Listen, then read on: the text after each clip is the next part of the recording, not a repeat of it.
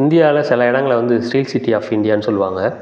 அதில் ஆரம்ப காலத்தில் பார்த்திங்கன்னா ஜாம்ஷெட்பூர், அதாவது இப்போ இருக்கிற ஜார்க்கண்டில், அதாவது முன்னாடி பீகாரில் இருந்தது. ஸோ அந்த இடத்த தான் வந்து ஸ்டீல் சிட்டி ஆஃப் இந்தியான்னு சொல்லுவாங்க. ஏன் காரணம்னா 1907 ஜாம்ஷெட்ஜி வந்து அங்கே தான் வந்து ஃபஸ்ட்டு ஸ்டீல் பிளான்ட்டு இந்தியாவில் வந்து உருவாக்குனார். ஸோ அதனால தான் வந்து ஜாம்ஷெட்பூரை ஸ்டீல் சிட்டி ஆஃப் இந்தியான்னு சொல்லுவாங்க. அதுக்கப்புறம் பார்த்திங்கன்னா ஒரு 3 இடத்த வந்து ஸ்டீல் சிட்டி ஆஃப் இந்தியான்னு சொல்லுவாங்க. அதில் ஒன்று வந்து பிலாயி, அதுவும் சத்தீஸ்கரில் இருக்குது. இன்னொன்று பொக்காரோ, அதுவும் வந்து பார்த்திங்கன்னா ஜார்க்கண்டில் இருக்குது. அதுக்கப்புறம் பார்த்திங்கன்னா ரூர்கேலா, அது வந்து ஒடிசாவில் இருக்குது. ஸோ இந்த 3 சிட்டியும் என்ன சொல்லுவாங்கன்னா ஸ்டீல் சிட்டி ஆஃப் இந்தியான்னு சொல்லுவாங்க. ஸ்பெஷல் மேரேஜ் ஆக்ட் 1954ன்னு ஒன்று ஆக்ட் ஒன்று இருக்குது. ஸோ இந்த ஆக்ட் படி என்ன சொல்கிறாங்கன்னு சொன்னால், ஒரு பெண்ணோ ஆணோ இர்ரெஸ்பெக்டிவ் ஆஃப் கேஸ்ட் ரிலீஜன் வந்து மேரேஜ் பண்ணிக்கலாம் அவங்க விருப்பப்படி அப்படின்னு சொல்லுது.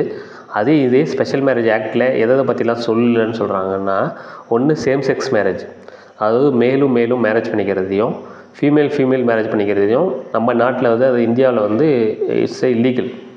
ஸ்பெஷல் மேரேஜ் ஆக்ட் வந்து 1954 பாஸ் பண்ணது. இந்த சேம் செக்ஸ் மேரேஜை வந்து அப்ரூவ் பண்ணல. நம்ம ஏஷியாவில் பார்த்திங்கன்னா சில கண்ட்ரியில் வந்து சேம் செக்ஸ் மேரேஜை வந்து அப்ரூவ் பண்ணியிருக்காங்க. ஸோ அந்த கண்ட்ரியில் இருக்கிற இப்போ சில கண்ட்ரியில் தாய்லாந்து வந்து ரீசெண்டாக பார்த்திங்கன்னா சேம் செக்ஸ் மேரேஜை வந்து அப்ரூவ் பண்ணாங்க. ஹிண்டன்பர்க் டிசாஸ்டர்னு ஒன்று இருக்குது. அது 1937 நடந்தது. அதாவது ஏரோப்ளேன் கண்டுபிடிக்கிறதுக்கு முன்னாடி ஏர்ஷிப்ஸ்னு ஒன்று வந்து ட்ரை பண்ணிகிட்டு இருந்தாங்க. அது சில கண்ட்ரியில் வந்து சக்ஸஸும் ஆச்சு. அதேமாதிரி ஹிண்டன்பர்க் ஹிண்டன்பர்க்ன்றது ஒரு ஏர்ஷிப்போட பேர். அது 1937 வெடித்து செதறி நிறைய பேர் மக்கள் இறந்தாங்க. அதேமாரி 2017 பார்த்திங்கன்னா ஹிண்டன்பர்க் ஃபவுண்டேஷன் சொல்லி ஒன்று ஸ்டார்ட் பண்ணாங்க.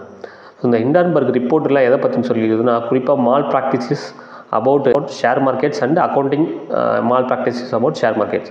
ரீசெண்டாக பார்த்திங்கன்னா நம்ம அதானியை பற்றி வந்து அவங்க வந்து ஷேர் மார்க்கெட்டில் வந்து இல்லீகலாக ப்ராக்டிஸ் பண்ணி நிறையா கெயின் பண்ணுறாங்கன்னு சொல்லி இந்த ஹிண்டன்பர்க் ரிப்போர்ட் வந்து ரிலீஸ் பண்ணாங்க.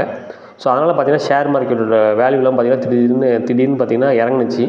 So Hindenburg report about malpractices in share markets. Eviction of unauthorised occupants act 1971.